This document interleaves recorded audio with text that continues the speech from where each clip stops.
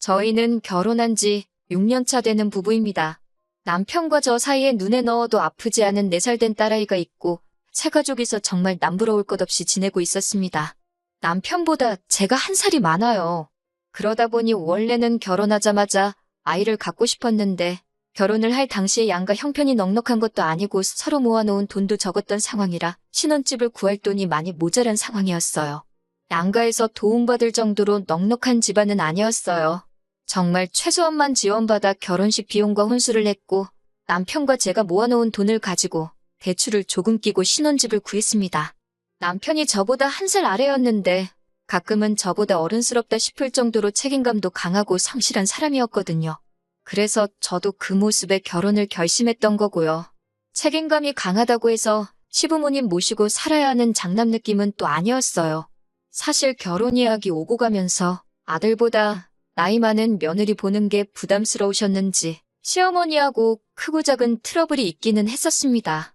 그때마다 남편이 항상 제 편에 서서 중간 역할을 잘해줬어요. 가족들 일에 항상 제 편을 먼저 들어주는 사람이라고 생각했는데 이 정도로 동생을 아끼는 동생바보인지는 또 몰랐습니다. 남편한테 나이차가 많이 나는 여동생이 있어요. 저도 3살 차이밖에 나지 않지만 여동생이 있고 우애가 좋으니 남편이 동생 아끼는 게 섭섭한 적은 없습니다.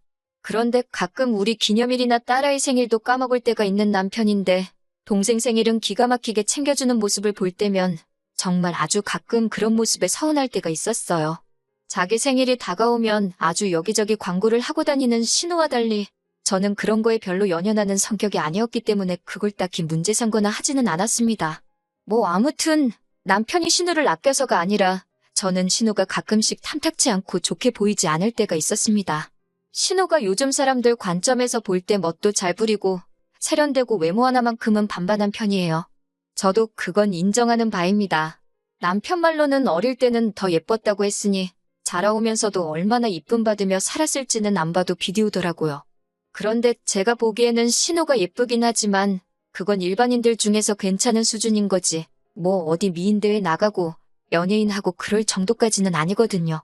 그런데 제가 남편과 연애부터 결혼 생활 합치면 8년이고 그게 보통 짧은 세월이 아닌데 그때까지 적당한 직장도 없이 아르바이트만 하고 있는 게 좋게 보이지도 않았고 또한 신우는 자기가 버는 돈에 비해 씀씀이가 너무 해퍼 보이기까지 했어요. 남들 하고 다니는 거 다 하고 사 입는 거 사 먹는 거 사서 모으는 거 똑같이 다 따라하고 그랬거든요. 유행하는 건 무조건 다 해봐야 하는 성격이었어요. 심지어 일전에는 제주도 1달 살기를 한다면서 거기서 무슨 일을 한 것도 아닌데 1달 살기 하면서 생활비로 몇백만 원을 쓰고 왔다는 이야기를 들었을 때는 감탄도 나오지 않을 지경이었습니다. 아르바이트도 거의 카페에서 하는 아르바이트 위주로 했습니다. 툭하면 다른 직장 구하는 건 물론이고 일터도 틈만 나면 바꾸는 게 취미였어요. 허세도 심해서 운전도 할 줄 모르면서 어디 서울을 벗어나 외곽에 있는 공기 좋은 곳에서 일자리를 구해서 시아버지께서 아침마다 태워다주고 저녁에 태우러 가고 아주 고생도 보통 고생이 아니셨습니다. 아르바이트로 번 돈은 자기 노는데 다 쓰고 시부모님 돈으로 자취하고 그랬으니 그런 신우가 좋게 보일 리가 만무하죠. 책임감 하나만큼은 장점이라고 생각했던 남편과 비교해보면 그렇게 반대일 수가 없습니다. 집안의 막내이기도 하고 나이차도 많은 편이니 오냐오냐 하면서 공주대접 받을 수도 있다고 생각하지만 제가 봤을 때는 너무 자립심도 없어 보이고 그도가 너무 지나치다고 생각했어요. 남편한테 걱정돼서 이야기를 하면 저보고 남의 집 일에 끼어드냐면서 자기 부모님이 애를 잘못 키우고 있다고 말을 하고 싶은 거냐 하면서 정색을 하길래 동생 이야기는 되도록 하지 않으려고 합니다. 그래도 적어도 남편이 독립해 나온 뒤로 신우를 계속 데리고 사는 시부모님은 신우한테 몇 번을 대여서 그런지 그나마 오냐오냐 해주는 것 같지는 않아서 저도 최대한 신경을 쓰지 않으려고 하거든요. 신우가 남들 하는 거 다 따라해야 하고 남들한테 자랑하기 위해 허세 가득한 삶을 살고 있다 보니 씀씀이가 보통이 아니기도 합니다. 그런데 가장 큰 문제는 신우의 씀씀이였죠. 일단 한 번 갖고 싶은 게 있으면 그걸 어떻게 돈을 아끼고 모아서 마련하겠다가 아니라 일단 그냥 지르고 보는 성격이었다는 거예요. 일단 카드빚을 져서라도 그 물건을 먼저 사놓고 다음 일은 나중에 생각한다는 거죠. 한 번은 1,000만 원이 넘는 가방을 질러가지고 돈을 못 갚겠다고 아버님한테 떠넘긴 적이 있다고 합니다. 시어머니한테 다급하게 전화가 와서 보니 아버님이 아주 신우 머리카락을 다 잘라놓겠다고 신우를 쥐잡듯이 하고 있길래 남편하고 같이 아버님 뜯어말리느라고 생고생을 한 적이 있어요. 그땐 남편이 저보고 저러다가 아버님이 신우 잡겠다고 일단 우리가 해결해주자고 하길래 그렇게는 못해주겠고 내가 다른 방법을 강구해보겠다고 한 뒤에 제가 아는 지인 통해가지고 신우가 사놓은 가방을 신우가 산 가격보다 조금 더 싸게 해서 팔아버린 적이 있습니다. 조금 손해는 봤지만 생돈 날리는 것보다 조금이라도 건지는 게 낫겠다 싶었고 어찌됐든 애물단지가 될 뻔했던 가방은 없애버렸으니 다행이었죠. 그때쯤 저는 솔직한 마음으로 누군가가 신우 씀씀이에 대해 좋은 충고를 해줬으면 싶었어요. 암만 신우가 예쁘다고는 하지만 이제 30을 바라보는 나이인데 그 미모가 평생 가는 것도 아니고 요즘은 남자들도 야가가지고 결혼할 때 이것저것 다 잰다고 들었거든요. 얼굴 이쁜 거 하나만 가지고 시집 잘 가는 사람도 있지만 말씀드린 대로 신우가 그 정도로 절세미인은 아니었고 학벌도 보통인데다가 모아놓은 돈 없이 직장도 변변찮다 보니 내심 걱정이 되기는 했습니다. 남편도 속으로는 알고 있는 것 같은데 워낙에 제가 되었든 누가 되었든 간에 다른 사람이 동생 이야기 하는 걸 싫어하다 보니 말도 꺼내기가 힘들었어요. 그러다 하루는 날짜가 정확하게는 기억이 안 나는데 한 20일쯤 되는 날이었습니다. 모처럼 신우가 저한테 연락이 왔었어요. 생활비가 없어서 힘들다고 저한테 10만 원만 빌려줄 수 있냐고 하더라고요. 월급 받으면 준다고 하면서 말입니다. 10만 원이면 큰 액수도 아니고 월급날에 곧바로 돌려준다고 하니까 별 생각 없이 빌려줬습니다. 그런데 월급날이라고 생각했던 25일이 지났는데 신우한테서는 아무런 연락도 없고 다음 달 일일이 되었는데도 연락이 없는 거예요. 저도 10만 원 가지고 돈을 갚니 안 갚니 하면서 독촉하기는 싫어서 딱히 먼저 연락을 안 하고 있었거든요. 그런데 또 다르게 생각을 해보면 고작 10만 원 가지고 입 싹 닫고 모르는 척 하는 신우가 얄미워서라도 제가 전화를 했습니다. 그런데 신우는 오히려 저한테 정색을 하면서 자기가 다 기억하고 있다고 자기가 월급날에 주기로 하지 않았느냐 하면서 오히려 자기가 더 기분이 나쁘단 듯이 나오더군요. 월급날이 지났는데 아무 연락이 없어서 전화한 거다라고 저도 같이 화를 내니 신우가 자기 월급날은 15일이고 아직 한참 남았는데 벌써부터 돈 갚으라고 스트레스를 주냐면서 10만 원 가지고 엄청 유세를 부린다는 겁니다. 전화를 끊고 나서 신우 태도에 열이 받기도 했지만 곰곰이 생각해보니 어이가 없었어요. 신우가 저한테 돈을 빌려간 게 20일경입니다. 생활비가 없다고 10만 원을 빌려갔는데 그 말은 신우가 월급을 받은 지 고작 5일밖에 지나지 않은 상황에 이미 생활비 10만 원이 모자라서 저한테 아쉬운 소리를 했어야 했다는 거잖아요. 아무리 정규직이 아니고 아르바이트로 연명을 하고 있다고 하지만 이제 곧 30이 되는 여자가 뭘 해야지 월급날에서 5일밖에 지나지 않은 상황에 생활비가 없어서 여기저기 돈을 빌리고 다녔어야 했을까요? 솔직히 신우 인생이기도 하고 워낙 남편이 신우 이야기에 발작하듯이 반응하는 걸 알고 있어서 말을 아끼고 있었지만 정말 한 식구인 입장에서 신우 미래가 걱정되어서 아무 말도 하지 않을 수가 없었습니다. 시부모님께 일단 먼저 전화를 드려서 신우의 상황을 이야기했어요. 시어머니는 제 이야기를 듣고는 자기 딸이 제정신 못 차린 이야기가 쪽팔린 건 아시는지 저보고 이해 좀 해달라고 사정사정을 하시더라고요. 사실 얼마 전에 시어머니한테도 돈을 조금 빌렸다는 이야기까지 해주시더라고요. 언젠간 걔도 정신 차릴 날이 오겠지 하면서 같이 신우욕을 하고 계시니 딱히 할 말은 없었습니다. 어차피 그 돈을 제가 받아내려고 한 것도 아니었으니까요. 그리고 나서 그날 저녁에 퇴근하고 돌아온 남편에게도 신우와 있었던 일을 이야기해줬습니다. 시어머니 반응과는 다르게 남편은 신우 편을 들면서 저한테 또 정색을 하더라고요.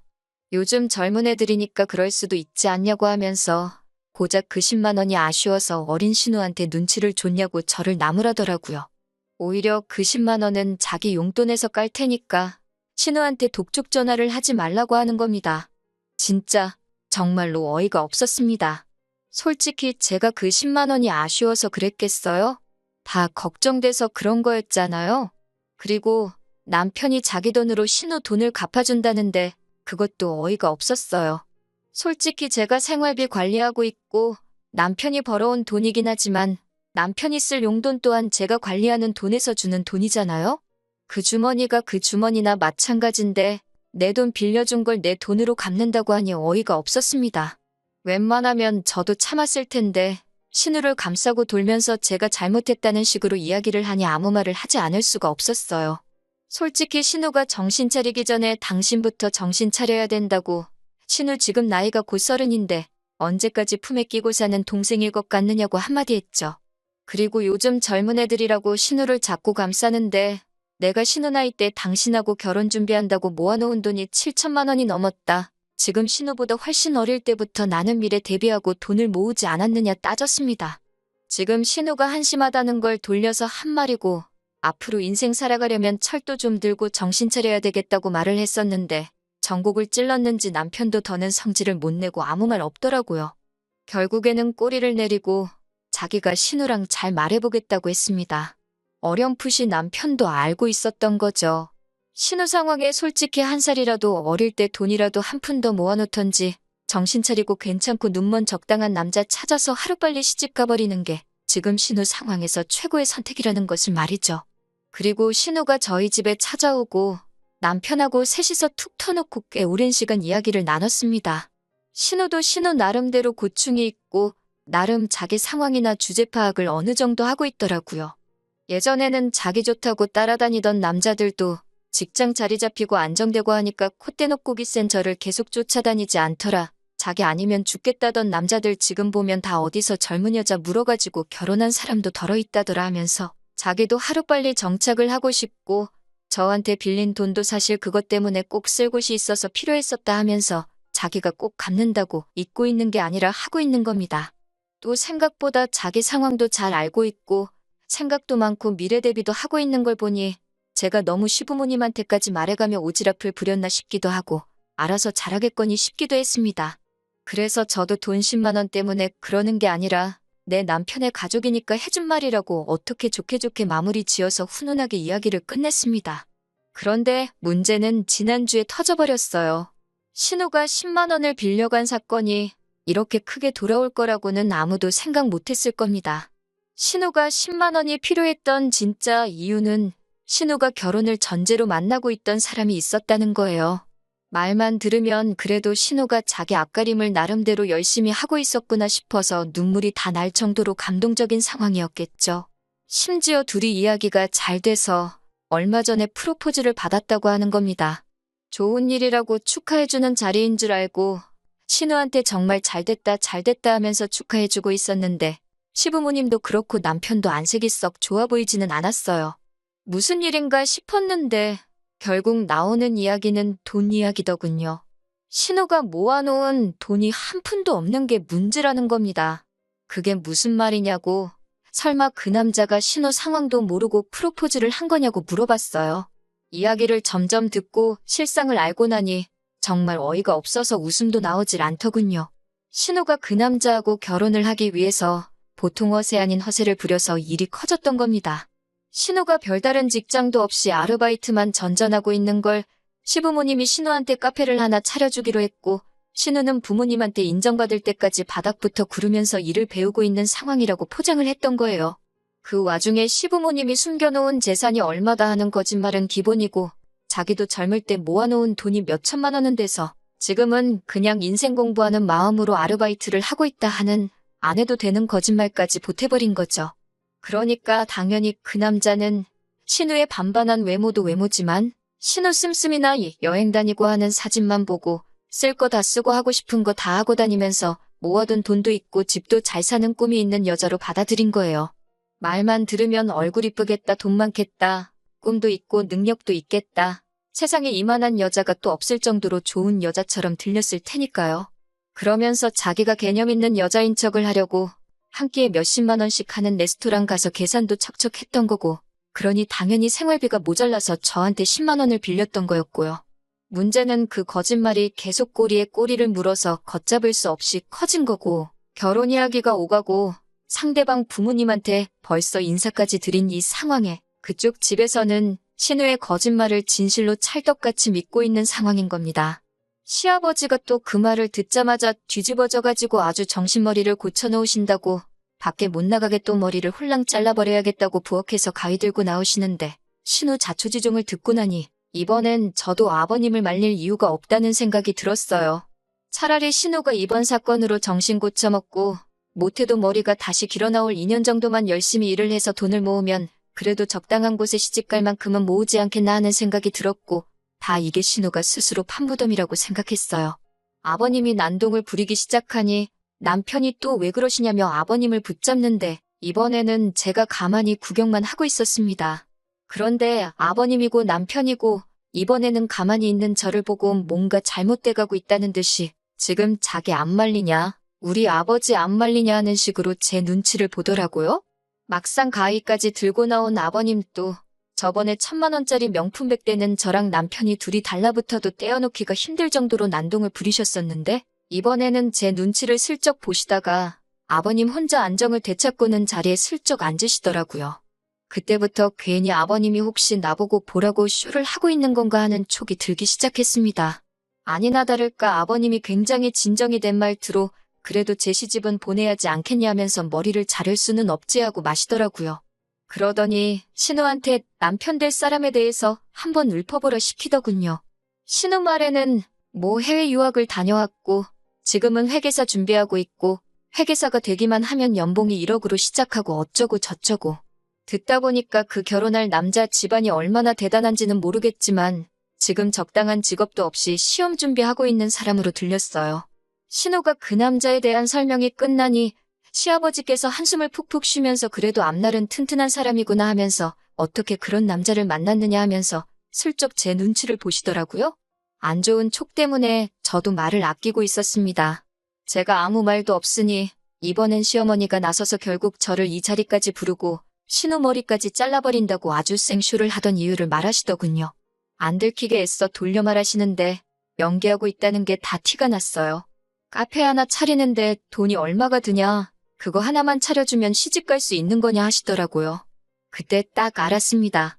이참에 신우 시집 보내려고 카페 하나 차려주고 싶은데 돈이 모자라니 저희한테 손 벌리려고 저까지 이 자리에 불렀다는 걸 말이죠.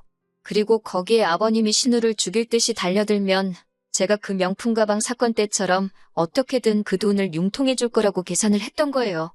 지금도 똑같이 아버님이 신우를 죽이네 살리네 쇼를 하고 있으면 당황한 제가 어떻게 상황 뜯어말리며 신우 카페 차릴 돈을 턱 내놓지 않겠냐는 계산이었던 거겠죠. 그래서 아버님한테 가위를 다시 드리면서 신우 머리카락을 아주 잘라버리는 게 좋겠다고, 이거는 카페를 차려준다고 되는 일이 아니라고 했습니다. 돈 버는 거 말고는 다른 거 생각도 못 나게 아주 혼쭐을 낸 다음에 정신 차리게 만들어서 신우 스스로 돈 모아서 시집갈 사람 찾게 만들어야 한다고요. 아버님이 쩔쩔매시길래 제가 가위를 뺏어 들어서 정 모하면 제가 머리를 대신 잘라드릴까 했죠. 제가 예상외의 반응으로 나오니 온 가족이 당황을 하더라고요. 그러더니 태도를 바꿔서 신우가 결혼할 사람 집구석이 어떻고 사실 좋은 기회이지 않냐 그러길래 그 집에 진짜 금송아지가 있는지 우리가 알게 뭐냐고, 저도 시집 올 때 신우가 이렇게 모질이인 줄 몰랐지 않느냐고 한마디 했어요. 말 맞다나 그 남자가 지금 시험 준비한다는데 제 눈에 안경이라고 그렇게 훌륭한 사람이 설마 신우를 진짜 신부감으로 생각하겠냐고, 뭔가 구려도 보통 구린내가 나는 게 아니지 않냐고 한마디 했죠. 신우 표정이 잔뜩 일그러지더군요. 그러니 동생이면 죽고 못 사는 남편이 상대를 잘못 알고 저한테 성질을 내기 시작하는 겁니다. 자기가 외벌이하면서 버는 돈이니 제가 관리하는 돈이라도 자기 돈이나 마찬가지라고, 그러니 자기는 곧 죽어도 지 돈으로 신우한테 카페를 차려주고 신우 시집을 보내야겠다고 선언을 하더라고요. 어디 그 돈은 네 혼자 벌었냐고, 신혼집 대출 끼고 구하는 것부터 어디로 할지 결정하는 것까지 전부 누가 있는지 기억 안 나냐고 따졌죠. 그리고 정 네 동생 시집을 보내야겠으면 네 돈으로 보내라고, 나는 그 꼴을 못 보겠으니 이혼을 해야겠다 했습니다. 재산은 정확하게 딱 반을 갈라주겠지만 재판 결과에 따라선 나는 양육권도 양육비도 전부 받아낼 거고 위자료도 청구할 테니 그렇게만 알라고 했어요. 남편이 결국 지 동생을 택하고 얼마 안 되는 돈이라도 가져가려고 한 게 반전이라면 반전이겠네요. 이혼 사유가 결국엔 우리 재산을 신우에게 주자는 거나 마찬가지였으니 하탄의 사유 또한 남편에게 있었고, 다행스럽게도 양육권 또한 제가 다시 직장을 갖는다는 조건으로 가져올 수 있었고 위자료도 받아낼 수 있었어요. 차라리 잘 되었습니다. 평생을 아끼고 살아봐야 지 가족, 특히 신우 일에 발벗고 나서서 있는 돈 없는 돈 털어줄 남편이었다면 차라리 없는 게 더 나으니까요. 6년 세월이 허무하기도 하지만 지나간 과거를 후회해서 뭐 하겠습니까? 앞으로 저에게 주어진 것 감사하며 제 삶을 살아야겠습니다. 안녕하세요. 반년 전쯤에 신우 시집 보낸다고 이혼하게 된 사연 보냈던 쓰니입니다. 오랜만에 다시 인사를 드리는데 너무 깨소금 같은 소식을 듣기도 했고 제 근황을 궁금해하셨던 분들도 계셔서 이렇게 후기를 적게 되었어요. 별 이야기는 아닙니다. 재산분할도 마무리 지었고 결국 남편 쪽은 그 돈 가지고 어떻게 신우 시집을 보냈는가 봐요. 집안에 돈이 좀 있다니 그 돈을 해줘서 신우 시집 보내놓고 어떻게 그쪽에 빌붙을 심산이었나 보죠. 문제는 그렇게 결혼시켜놨는데 지금 벌써부터 이혼이기는 어쩌네 한다는 거예요. 신우가 카페 아르바이트 경력이 길기는 한데 그게 진짜 카페가 좋아서 한 게 아니었으니 운영 전반적인 부분에 대해서는 정말 아무런 지식이 없었던 거예요. 그런데도 신우는 컨설트 같은 거 하나 받지 않고 지 혼자 할 수 있다고 까불고 다니다가 돈이 줄줄 새는지도 모르고 카페를 몇 달 동안 굴렸다고 하는 겁니다. 벌써 카페는 적자는 적자대로 나고 있고 모자란 돈은 다 빚을 내서 한 건데 매출이 안 나오는데 그 돈을 갚을 방법이 없던 거죠. 그러니 결국 남편 집안에까지 손을 벌렸나 봐요. 그런데 알고 보니 그 남자도 사실 집안이 썩 여유가 있는 상황은 아니었던 거고 자식을 없는 돈 들여서 유학까지 보내놨더니 시험은 합격도 못하고 있는 상황이었고 어떻게 빨리 장가 보내서 돈 많은 처가 덕을 보면서 시험을 합격시키려던 심산이었나 봅니다. 그러면 그렇지 멀쩡한 집안 남자가 뭐하러 그런 신우한테 먼저 청혼을 했겠다 싶었는데 역시나 였네요. 똑같은 사짜 집안끼리 만나서 돈은 돈대로 까먹고 그나마 유일한 재산이나 마찬가지던 카페를 무능한 신우가 운영하면서 반년 만에 유지가 불가능한 상황을 만들어 놓은 거예요. 빚은 있는 대로 지고 지금은 양쪽에서 사기 결혼이니 뭐니 하면서 이혼을 한 해 만에 하고 있다고 하더라고요. 남편이 양육비를 안 보내길래 무슨 일인가 했더니 자기도 죽겠다고 한 번만 살려달라며 통사정을 해와서 알게 됐어요. 진짜 너무 고소하네요. 조금이라도 잔정이 남아있었다면 안타까운 사정에 속이라도 상했을 건데 이렇게 고소한 거 보니 저도 그 집구석에 미련이라곤 일도 남아있지 않는 것 같아요. 불쌍하지도 않으니 봐줄 생각 하나도 없고 양육비 보내주는 거 늦을 생각 하지 말라고 울음장을 놓으니 전 남편이 제발 자기 좀 살려달라면서 싹싹 비는데 아주 속이 다 후련합니다. 별것 없기는 해도 제 근황 궁금하신 분들이 있을까봐 이렇게 후기 남겼어요. 저는 앞으로 더더욱 잘 지낼 생각만 하면서 지내야겠어요. 응원해주신 모든 분들께 감사드립니다.